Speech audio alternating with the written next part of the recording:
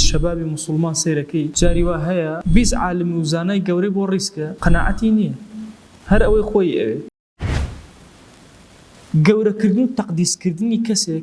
شوين كوتني كس نك حق طبعا أم فكرة زور خطرة شوين خلق كوي شوين حق نكوي وإمام علي رضي الله رحمة خوي بفرموي الحق لا يعرف بالرجال حق بخلق ناسرته برو خلق بناس أهل حق أدوزيته اعرف الحق تجد أهله أهل حقك أدوزيته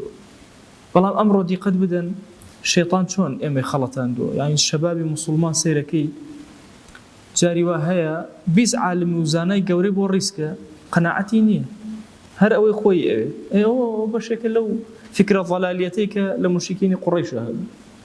كحق بالرجال بناسي فدوا أو نفرت تواو كمال نية إلا لبيغمبرانا نبي عليهم الصلاة والسلام عصمت نية إلا لو أنا نبي